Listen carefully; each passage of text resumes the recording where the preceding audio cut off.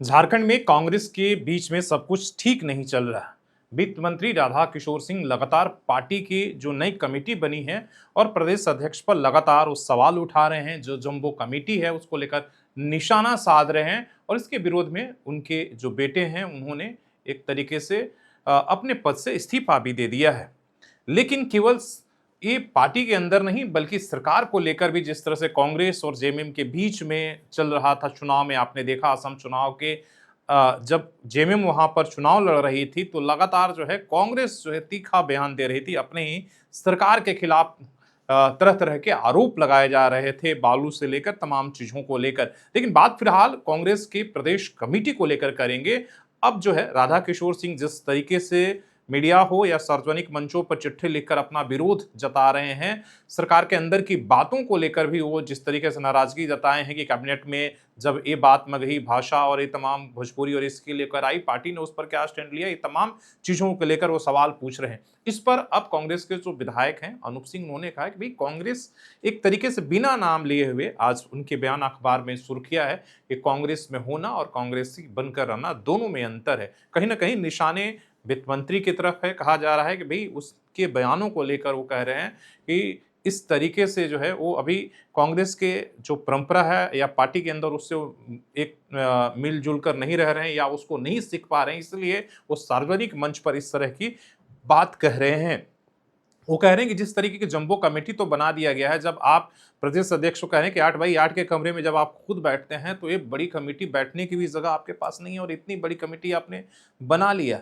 तो एक तो कांग्रेस के अंदर ये उठापटक चल रहा है, इसका जो भी परिणाम हो सरकार के सेहत पर क्या फर्क पड़ेगा, इसलिए कि जेएमएम ने भी इस पर जो है इस बातचीत में अपना उसने बयान जारी किया है। उन्होंने कहा कि देखिए जो सरकार की बातें हैं वो बाहर नहीं होनी चाहिए, जो कैबिनेट के अंदर की बात है वो बाहर हो रही है, मतलब ये सही ये परंपरा नहीं है गठबंधन के हिसाब से वो बातें। लेकिन कैबिनेट के अंदर में जो बात हुई वो कैबिनेट के अंदर ही रहनी चाहिए, वो भाषा का विवाद हो या किसी और मुद्दे पर हुई हो, अगर वो डिस्कस हुआ तो वो बातों को सार्वजनिक तरीके से या वहां दूसरे मंचों पर नहीं उठनी चाहिए। सवाल है कि जिस तरीके से चुनाव के दौरान तीखे बयानबाजी जेएमएम और कांग्रेस के बीच में हुई थी, अब रिजल्ट आ गया है, परिणाम आ गया है। क्या इसको लेकर गठबंधन की जो एक तरीके से दोस्ती है या गठबंधन की जो मजबूती है उसको लेकर कहीं आकलन होगा? इसलिए कांग्रेस कह रही थी कि भाई चुनाव के बाद हम तमाम चीजों पर ये करेंगे।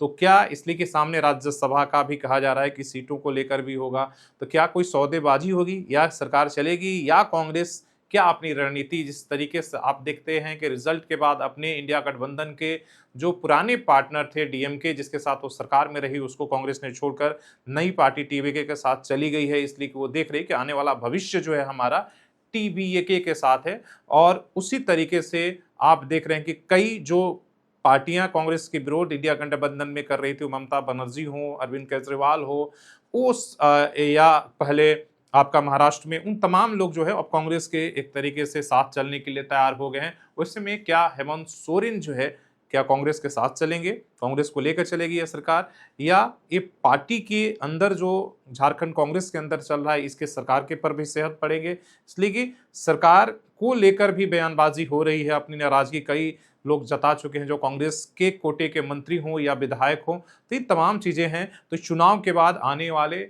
कुछ दिनों में आपका कहीं ना कहीं इसको लेकर एक समीक्षा और आपको फर्क पड़ता हुआ दिखेगा कि क्या कुछ होने वाला है। आपका क्या लगता है आकलन कि कांग्रेस जो है अपने गठबंधन से लेकर और जो लोग पार्टी फॉर्म से अलग बात कर रहे हैं उसको लेकर कोई कार्रवाई करेगी? इन तमाम चीज़ों पर आपका क्या आकलन है, आप जरूर बताइएगा। धन्यवाद।